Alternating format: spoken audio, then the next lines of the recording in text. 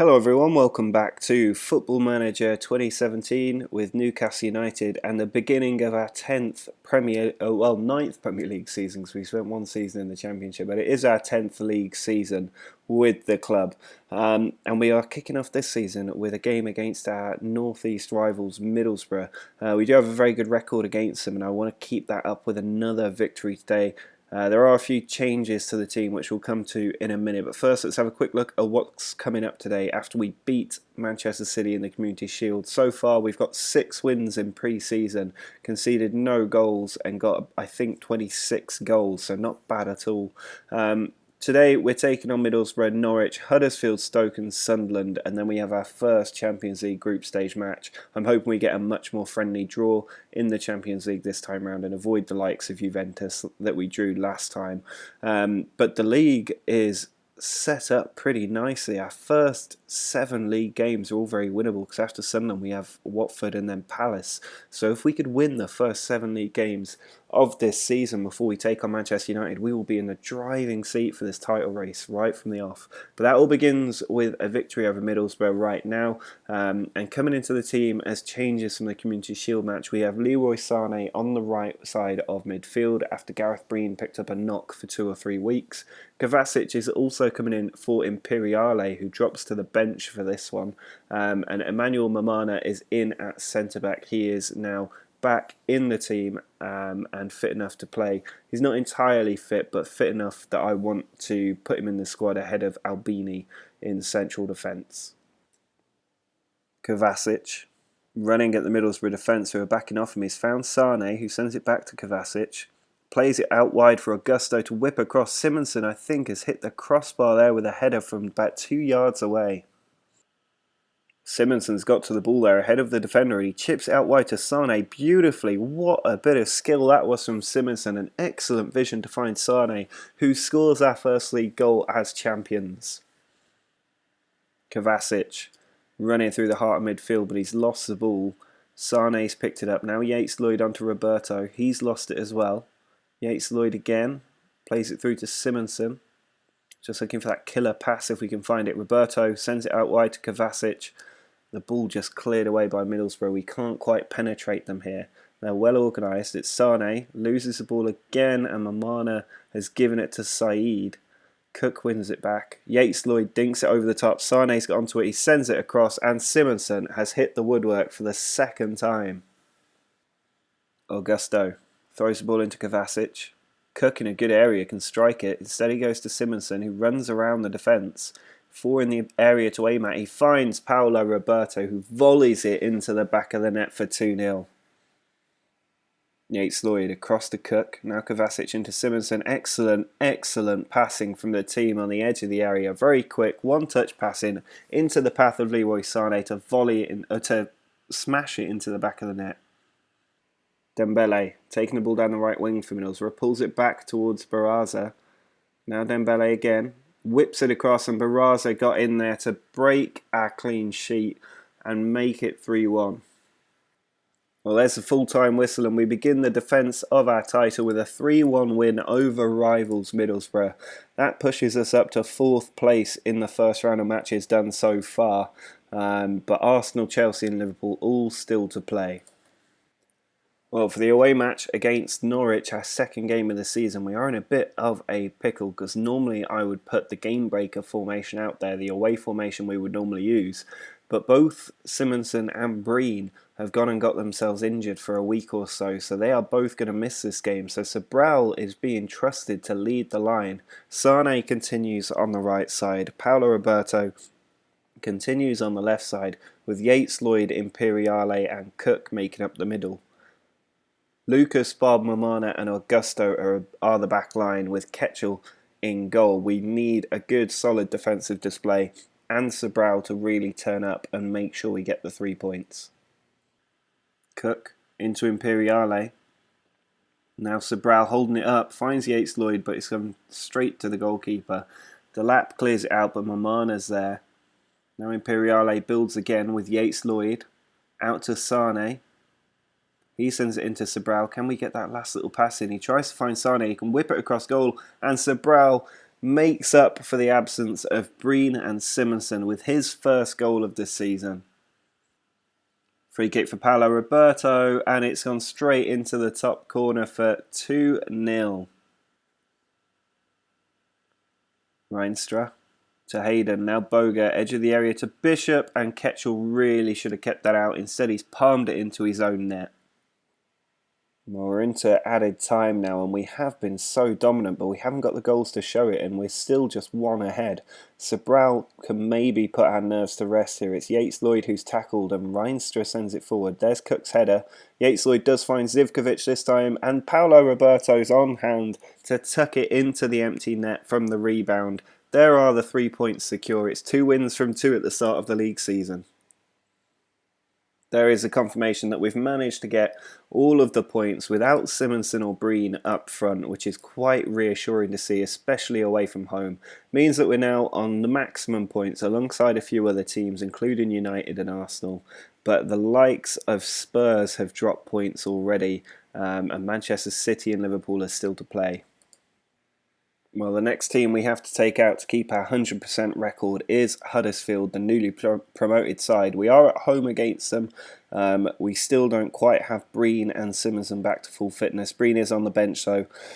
Sane and Paolo Roberto have been quite good debutants with us unable to use the away formation up to now. But Yates-Lloyd is still preferred ahead of Imperiale in the centre of midfield. Kovacic alongside him. Cook just behind them with Lucas, Bob, Mamana and Augusto the back four and Ketchel in goal. Kovacic across to Yates-Lloyd. He's got a man out to the left and Paolo Roberto is in behind. He pulls it across and Sobral from about 4 yards out just tucks it into the far post to give us a lead. 2 goals in 2 games for him. Kovacic out to Sane.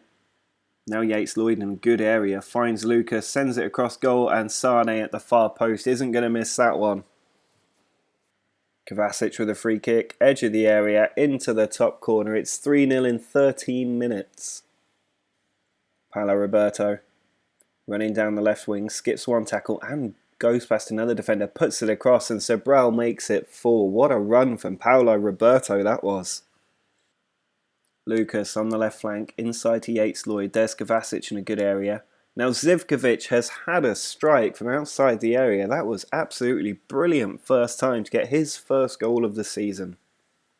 There is the full-time whistle. It's a 5-0 victory, our first clean sheet of the league season, which is very much deserved. And we do move at least temporarily top of the table. There's still a few other teams with a 100% record, but we need to be the one that's still there at least at the end of this episode. Well, here's the Champions League draw, and we have been seeded first in the competition as league winners.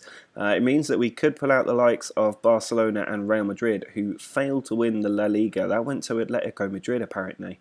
But ideally, we'll pull out Milan, Porto or Monaco, but it's going to be quite tough either way. Let's get the first 8 names out of the hat and see where the group of death ends up. And Arsenal Bayern is quite an interesting one. Benfica get United and we've got Porto. That is absolutely fine by me. Just running through the other teams, Inter Milan are also in our group. That will be a little bit more tough. And Galatasaray aren't the easiest draw we could have got either. They were probably the hardest team in that last pot. But that is still a group that I would expect us to win without any trouble whatsoever. Well, away from home against Stoke is going to be a very tough opposition. But we do at least have both Simonsen and Breen back in the team, which means we can switch to that away formation ready for this game and see how it does. We have won every match with our other formation, but I want to keep the team regular and used to this tactic. So Imperiale is a player chosen to support Simonsen and Breen. Yates-Lloyd continues in central midfield alongside Kovacic and Cook. Then you've got Lucas, Bob, Mamana and Augusto across a flat back four with Ketchel in goal. Yates-Lloyd, sensible forward, it is cut out, but it comes straight back to him. Now he does find Simonsen. He's got Breen up ahead of him. Instead he has to go back to Lucas, who takes the ball down the left flank looking to beat a defender, but instead comes inside and Lewis Cook's got a lot of space here and goes for goal, but it's high and wide. Moreno charging down the right flank, sends the ball in and it's hit the woodwork and Bob Plays that back to Ketchel very dangerously. Stoke's corner, they've only had the one effort on target so far. Yates-Lloyd gets the ball away. We've been dominant but unable to break them down. It's Elizondo back to Matip.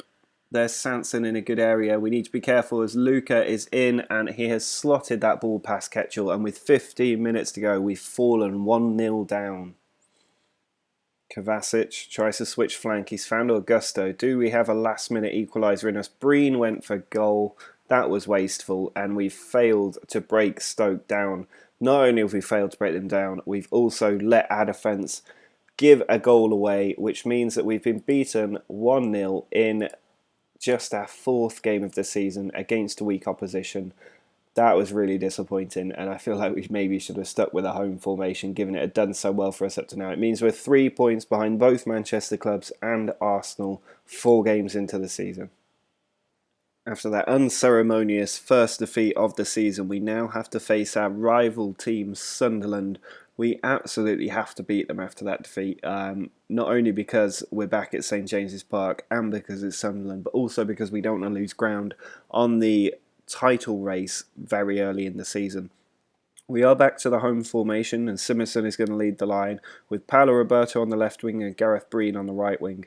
Yates-Lloyd partners Kovacic in the middle with Cook behind them. Then it's Lucas, Bob, Mamona and Augusto in the back four, and Ketchel is charged with stopping Sunderland getting any goals today. Simonson's free kick in towards Paolo Roberto, comes back to Simonson. Now Cook into Paolo Roberto, who does smash that ball into the back of the net and gives us the lead. Paolo Roberto skips one tackle and then loses the ball. Cook to Kovacic, now Yates-Lloyd inside to Kovacic again. He's gone in on goal and he's driven that hard and low past Paul Lopez for 2-0. Simonson's free kick, edge of the area into the back of the net. Breen to Augusto. He sends the ball across. It's cleared away again. Paolo Roberto to Cook. Over to Lucas. He can swing the ball in. It's cleared out again. Now Kovacic to Lloyd. Simonson into Breen. And he does find the gap at the bottom corner to smash it home for his first of the season. Well, there's a full-time whistle and we are back to winning ways pretty emphatically against Sunderland. An excellent victory from the team. Puts us back up to second place at least temporarily. Well, the final match of this episode is also our first Champions League game of the season away against Inter Milan at the Giuseppe Meazza. It's going to be a tough game, but we're going for the game breaker formation that failed to work for us against Stoke. Hopefully it will work for us here in Europe. Simonson, Breen and Imperiale are the 3 we're trusting to actually get a goal this time. Yates-Lloyd, Kovacic and Cook are across the middle. Lucas, Bob, Albini and Augusto are the back 4, Ketchel in goal. It's worth noting this is also my 500th match in charge of Newcastle, which just goes to show how long this series has been going on. Lewis Cook charging through the middle, being forced out to the right. Augusto's there with him. Now Imperiale in the middle. He finds Breen. Can he slip the pass through? It's Yates-Lloyd who tries. Simonson into Breen. That was a brilliant little passing move on the edge of the area.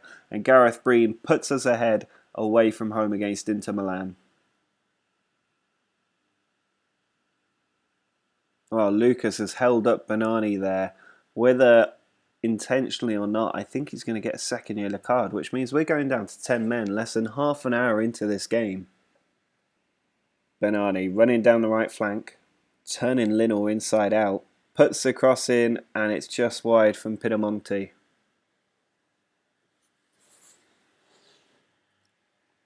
Oh, Bob's missed a header and Wetzel's been allowed in. Good save from Ketchel. That was awful defending from Bob.